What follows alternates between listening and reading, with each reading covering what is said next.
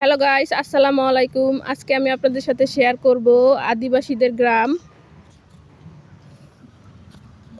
এই যে আপা, আপনি কি বাসা বানাইতেছেন নাকি? জি।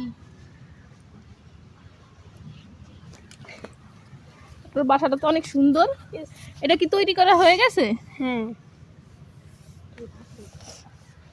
এটা কি আবার একটা তৈরি করতেছেন? হ্যাঁ।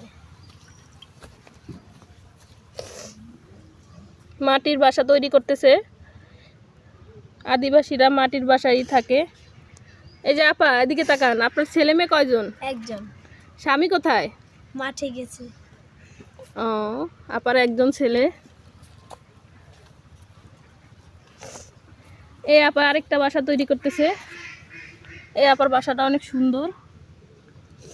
দরজা জানলা কত সুন্দর মাটি দিয়ে তৈরি করতেছে। তাদের অনেক সুন্দর প্রতিভা।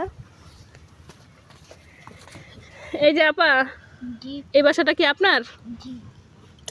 বাসা এখনো কমপ্লিট হয় নাই। জি। আপনার স্বামী কোথায়? মাঠে কাজ করতে গেছে। ছেলে মেয়ে কয়জন আপনার?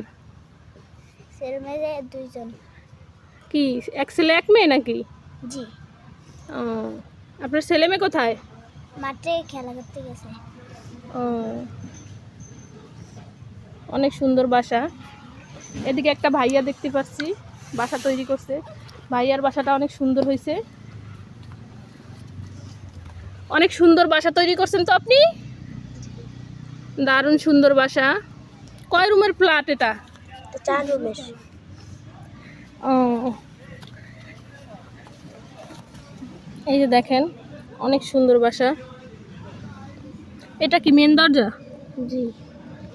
কত সুন্দর প্রতিভা আপনারা দেখতে পাচ্ছেন।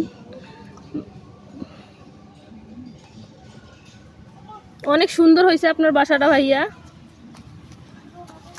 আপনার পরিবার কোথায়? আপনার বউ কোথায়? আমার বউ পড়াশোনা করে চলে গেছে। আপনার বউ পরকীয়া করে চলে গেছে? জি। আপনার ছেলে মেয়ে? আর ছেলে মেয়ে খেলাধুলা করে মাঠে। ও, মাঠে খেলা করতে গেছে। তা আপনার বউ কতদিন ধরে পরকীয়া করতেছে? আপনি ধরতে পারেন 4 নাই? বছর ধরে। আপনি ধরতে পারেন নাই? জি না।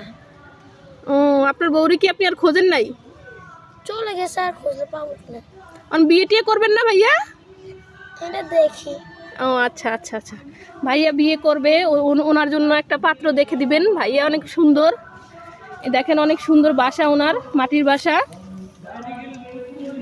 আপনাদের সাথে তো আদিবাসীদের গ্রাম শেয়ার করলাম। কেমন হয়েছে গ্রাম, তাদের ঘরগুলা কেমন হয়েছে সবাই কমেন্টে একটু জানাবেন প্লিজ। আর ওই ভাইয়ার জন্য একটা মেয়ে দেখে দিবেন।